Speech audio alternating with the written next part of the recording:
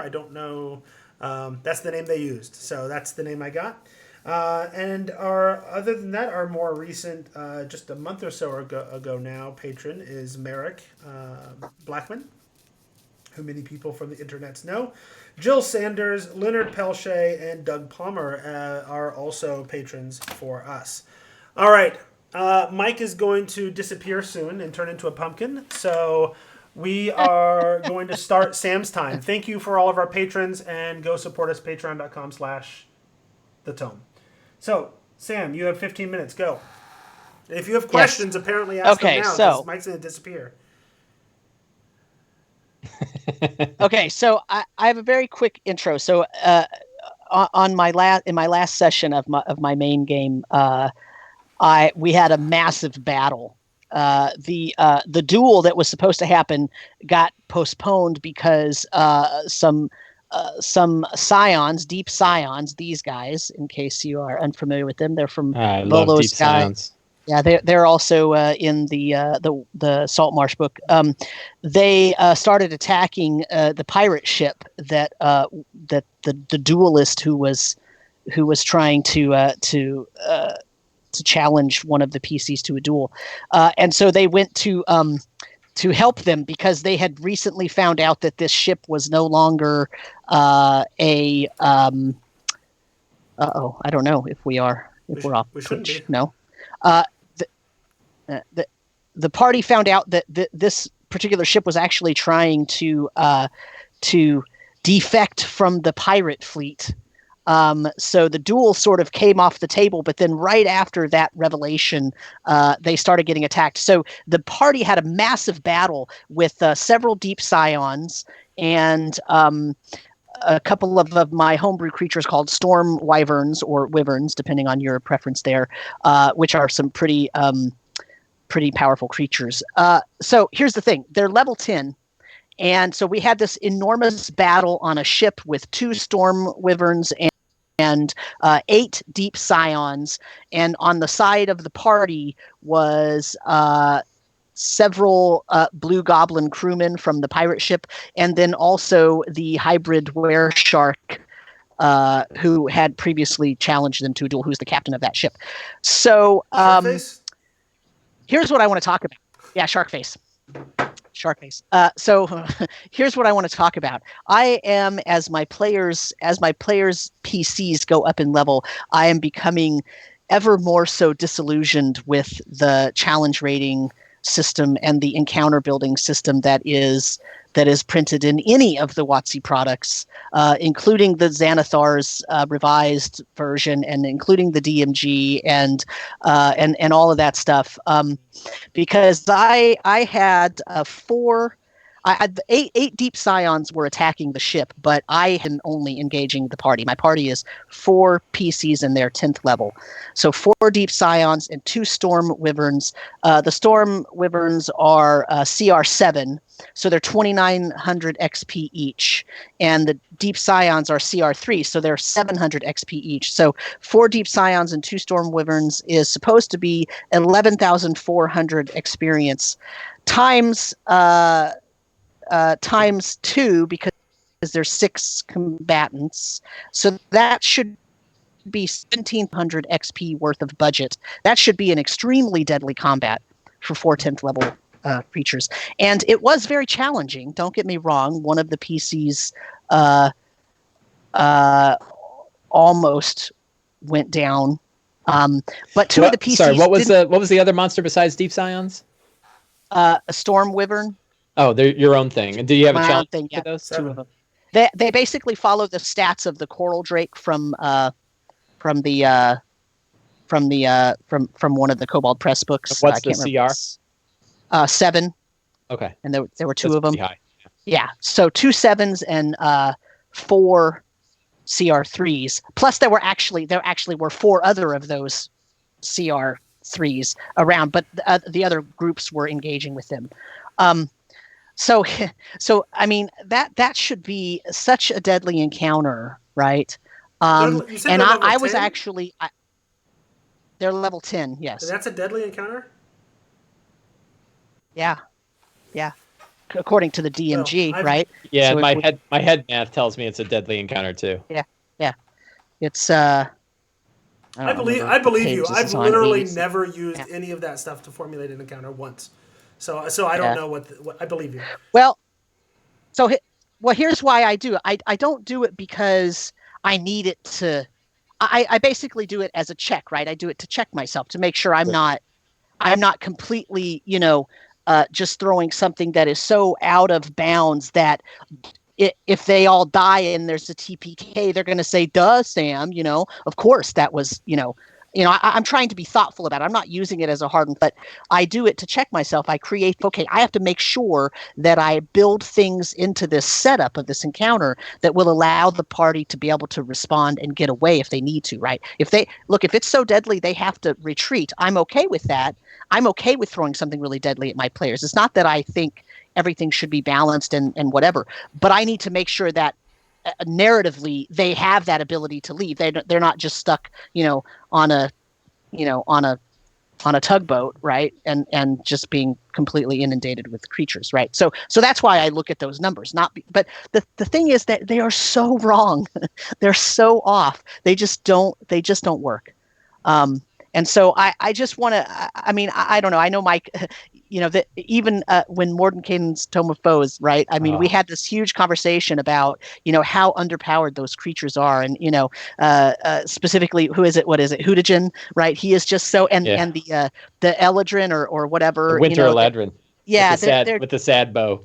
Yeah, they're just so underpowered for the ratings, and that I think is part of the reason why some of these CR numbers, they just don't match up. So ultimately, here's why I bring this up, because I'm also like in the middle of writing a couple of adventures with a couple of other co-writers, and they're very young and they're young players. They've never written anything, and they're trying to create monsters, and they're asking me questions like, well, how do I build an appropriate monster? Like, how do I? And so I'm kind of trying to teach them how to learn how to get a feel for it, right? Because ultimately it's really an art more than science, because none of these numbers mean anything really, ultimately, right? Like maybe at low levels you can count on some of those interactions between CR and party level and power, but after about, I don't know, fifth level, like it doesn't. Yeah, it's right around there, sixth or seventh level.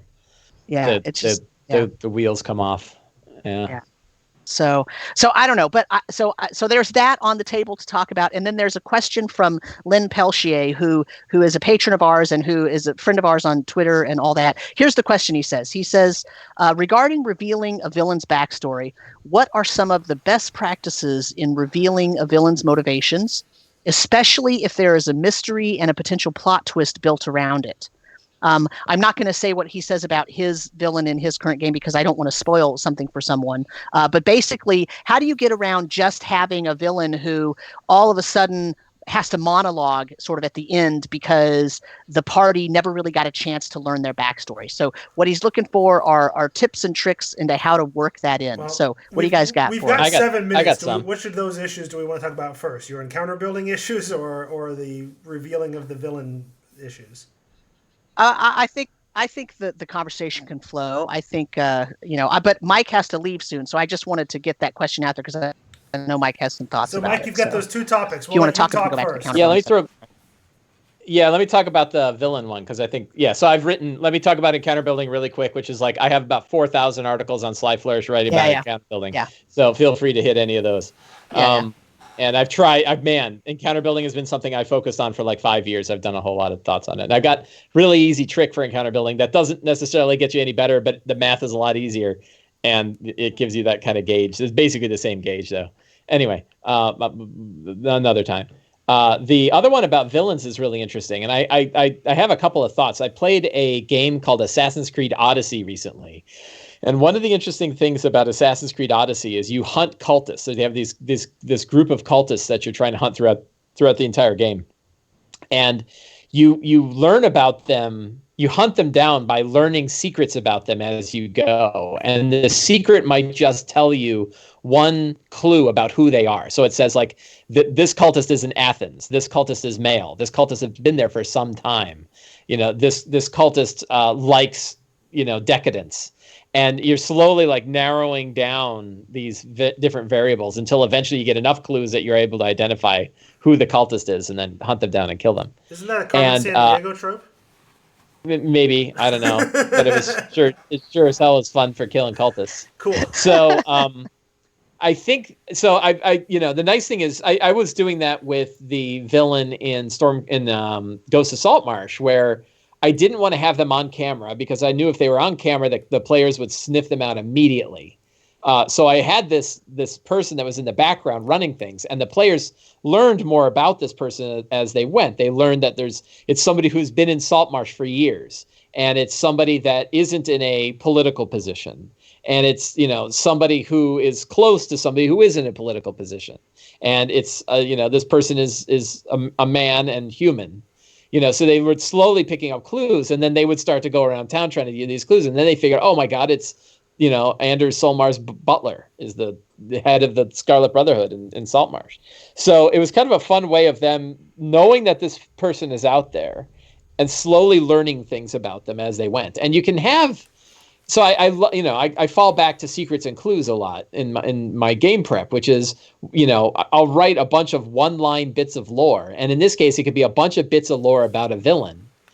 Things that they did and histories that they have and allies that they have, and you drop them all over the place. So that, it could be that they overhear about somebody talking about them in a bar, or they get it while beating up a hireling who says, oh, I'd rather be beat up than you, but then have to deal with that guy. Boy, one time he did, these 3 things. And so you can sort of seed out all the background stuff on your villains early.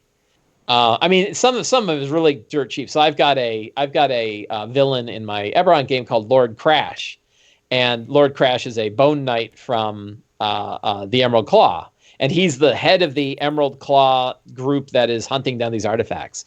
And he's not going to be on screen until they're ready to fight him, but they're going to hear about him a lot, right? There's this guy that came into town, and he's he went into the Lower Dura and he murdered a bunch of people, and now, we don't know where he is, but he'd rather be with the dead than with the living, and he's out in the crypts, right? And they're going to learn all these little bits of information about this guy as they go, until one day they'll actually face him, like, oh, so you're Lord Crash, and then they'll kill him in one round with a banish, or whatever. So, so that's I think just like listing all of these interesting characteristics of the villain, and then every session throwing out a couple of them, finding places to put them. I think that's an interesting way to kind of spell out a villain before you reveal them. I find that to be good advice generally, whether it be about your villains or the mystery of the campaign or whatever. Like, get it out earlier than you think you should. Yeah, don't hold on to your cards. Yeah. Don't keep your cards close. Like, this is my new motto. Like, players are having trouble understanding the story half the time. Mm-hmm. So just hurl information at them. Don't, throw it out. My motto is usually, if you're being subtle, your players aren't going to get it at all. If you think you're not being subtle, they're still probably not getting it. Right. You have to be really direct. Yeah. If there's something that they need to know, they need to have it shoved in their face. You can try to be subtle at first, but there has to be a point where you put it in their face, because otherwise some of them won't catch it. Well, and I find I almost think of it as, if I'm thinking about, do I reveal this background bit of information or this secret or whatever, like, I ask myself, would it be fun to reveal this information now? Not would it be more fun to save it till later, right? Would it be fun to reveal it now? I am creative. I've been doing this a while. I will come up with more fun things to introduce and to reveal later. Right. Right? But if it's fun to reveal it now, let's have fun now and worry about tomorrow. Right? So if revealing this information, if it's interesting, do it, and don't hang on to it. And I think, I've been the same DM for years, where I want to feed it out slowly over time, but then by the time I get to the big reveal, like, they missed all the steps along the way, or they've forgotten about them, and it just doesn't matter to them anymore. So now it's like, I want to at least touch on this. When I was running my last campaign, the post-apocalyptic fantasy Earth one, where I mashed everything up, right? I made it a point to discuss every storyline, every sort of eventual thing that needed to unfold, discuss each one in every session. In some way, shape, or form, refer to something, reveal something, whatever. Everything gets touched on every session. And slowly it builds up and reveals. And I come up with more stuff later that if I need to run out of secrets to reveal. Yeah. Like in my D&D brief game right now, there are so many things I've thrown at them that feel mysterious to them, because they don't necessarily have all the connecting pieces. And it's totally okay if they forget or miss half of those, because I'm constantly throwing things. In fact, I've thrown so many things at them so far that they're like, what the F? Like, we have no clue how some of these things relate to anything that we've been doing, but we know that they probably will somehow, right? That like some of them are not red herrings. So we have to assume they're all not red herrings until we know for sure. And so we know that there are just a ton of things, and it's a WTF. Like, they have some things get revealed and they're like, where did that come from? But then as things go on later, because I'm just flowing freely with, you're asking that person about this. Oh, you found this item. Like, anything they find that has the possibility to have an inscription on it, guess what? It's got a freaking inscription on it. Anything any parchment they find with anything written on it, guess what? It's got something, right? It's got something. And it will all come together. And, if I forget to connect dots later, you know what often happens, because I've been so in your face about here's all this weird clues, they start talking about it, and I remember, I did mention that thing. I forgot to add it in here, but I'll take care of it later, right? Like, just somehow it got, and so just give it to them. Just give them, you don't have to give it to them all at once, but you got to give them something every single session. They need to hear, either it's a rumor or they see something, they hear some bard, or town crier just saying something about it. And even if they don't know details, they're now hearing this villain's name. Oh, I think I heard about that. The town crier 2 weeks ago said something about, there's a bounty, the Duke has a bounty on, this person's head. Oh, it was meaningless to us back then because we didn't know who that person is. But now we have these other 2 clues that connect their name or their profession or their position to it.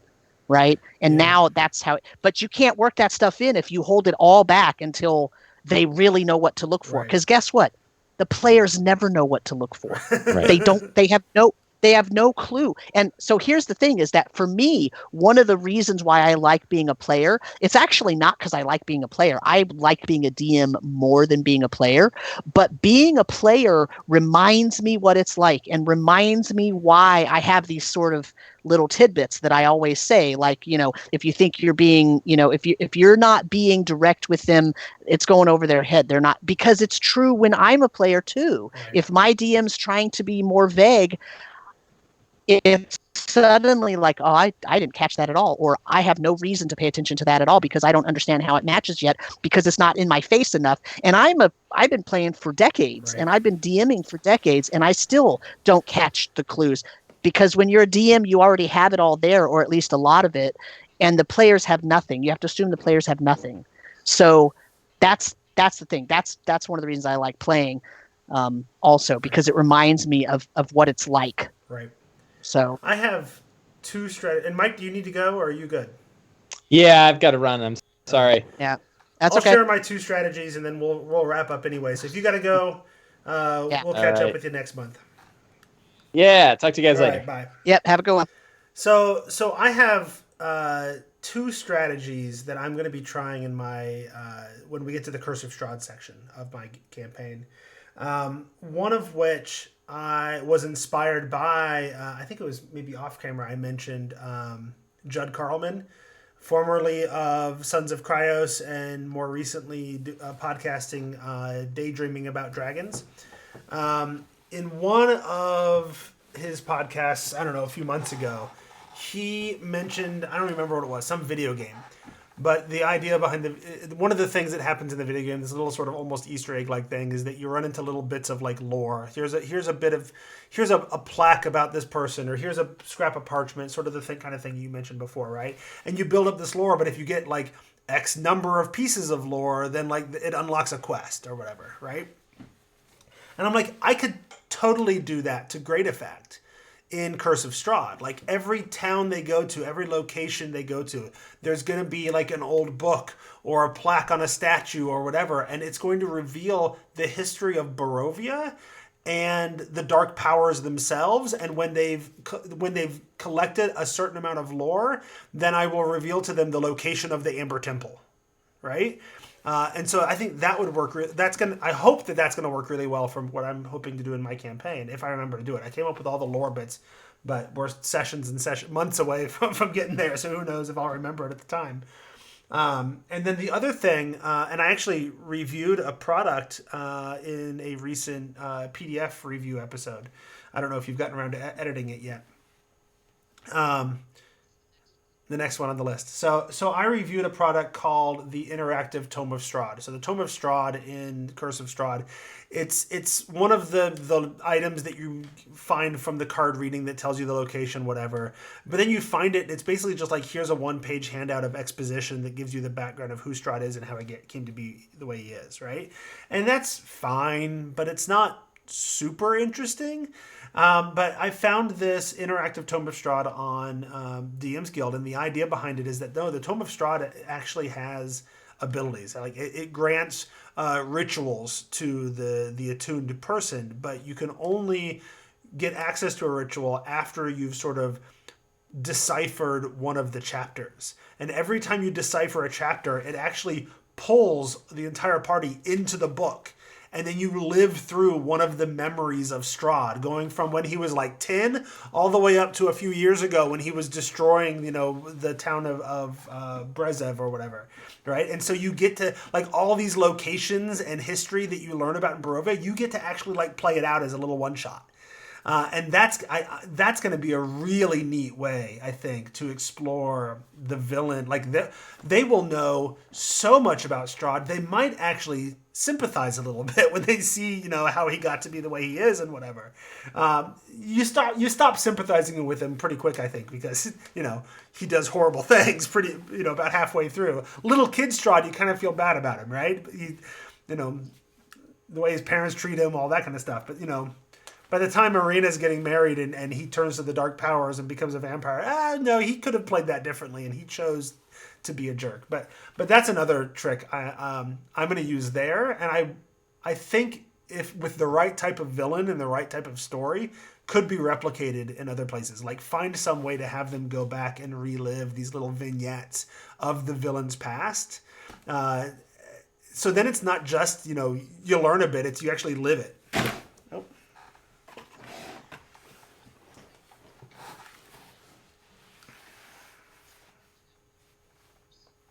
Oh, see, I'm behind.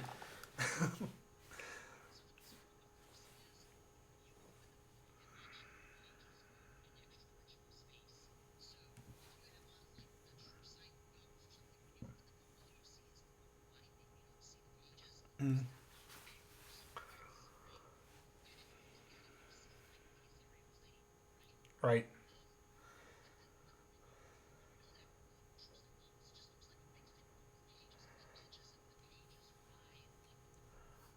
Mm-hmm.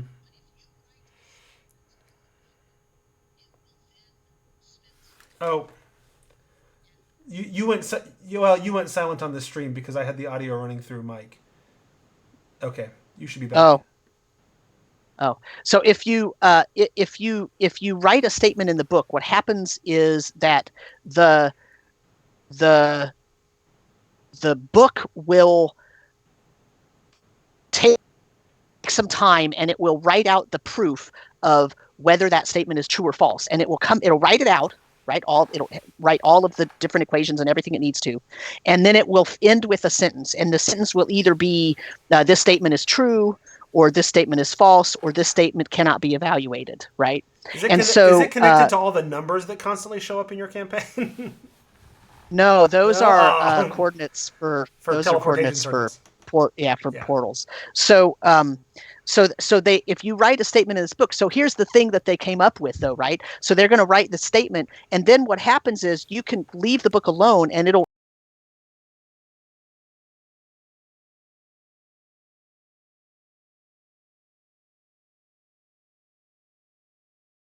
my players are now convinced that if they ask the right question and then they look at the proof that that whatever the being is that's writing in the book, they don't really know what's creating the proof, right? But whatever that is, if they look at it, they can now learn what the chain of events are that have to happen to make that statement true, right? So they can ask something like,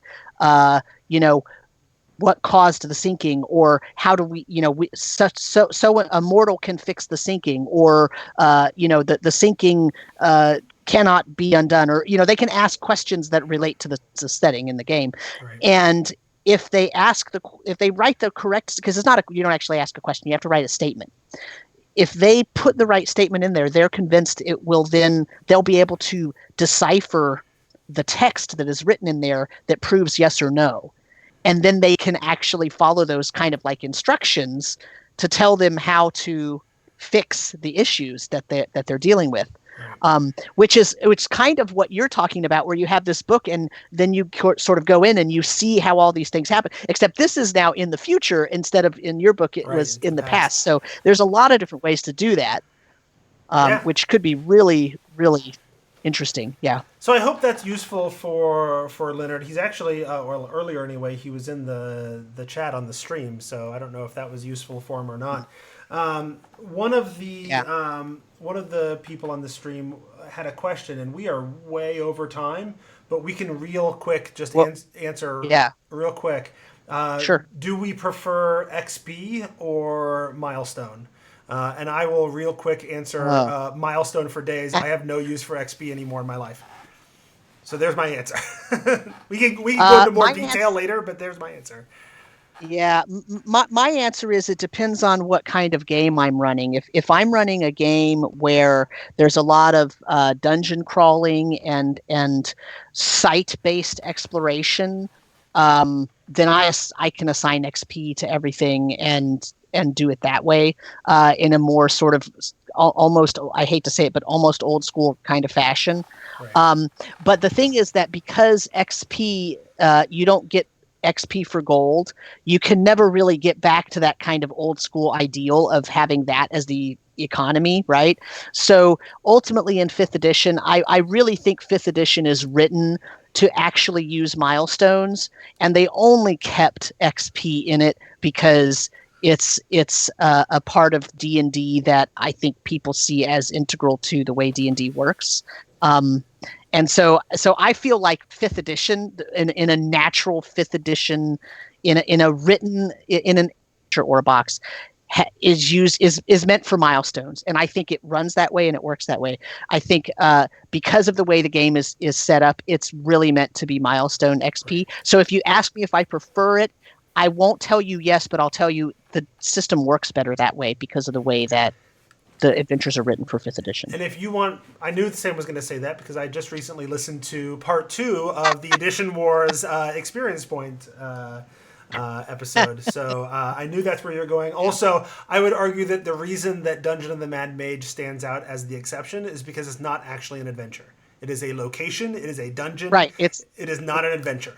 Right. It doesn't have a story to it. So. Right. So anyway, right. Well, it does have story, but we covered that in our review. We did. It has stories. On, it doesn't have you have a narrow. Right. It doesn't have a you have a narrow definition. Yes. Right. It's not an overarching plot story, but you have a very narrow definition of story. So we'll leave it at that. Yep, the right definition. So we're gonna wrap it up. We have been talking for, I don't know, my timer says about over an hour and 20 minutes. We already lost Mike because he just couldn't handle hearing us blather on anymore. So we're gonna go ahead and let it go. I even brought over the things that I've been doing in my free time, in my time around the house that I've had lately. I've been teaching myself to paint miniatures, so I thought that'd be fun to share on the stream. But here we are, and we're way over time. So I'm going to stop the recording. I'm going to say goodbye. Oh. This is the end of Behind the DM Screen, and that's all. So say goodbye, Sam. Bye, Sam. There you go. That's how we end it. The stream is still going if you want to see what I've been painting. I taught myself. Let me take a look. I taught myself with a Reaper set. Oh, let's get it down here so you can see it. Where it is. Nice. So that's one of the first ones that I painted, and it came out pretty well. But the whole point of it was I wanted to get to where I could paint Lulu for Descent into Avernus, because it's the only way you can get a Lulu miniature is by getting one that you paint yourself. So there's my Lulu, which is actually a fairly simple paint. It's mostly just one color. But then I figured, well, while I'm at it, let's get some Strahd minis going too. There we are. So I painted up my Strahd minis as well. And then I've just been taking all the old Adventure System games, remember those? The Wrath of Ashardalon and all of those. Yep. I've been taking all of those out and washing them down and then painting those minis as well, because I don't really plan on playing those games anymore.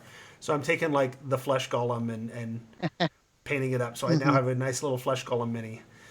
So that's been my fun little thing that I picked up in the last month or so as we've been quarantined. And my oldest son was the first painter, and now he does almost none of it. But my youngest son is like, "Oh, you're gonna paint? Teach me. What can I paint and whatever." So I've been having him paint bears and gargoyles and all kinds of stuff, and he's having a blast with it. So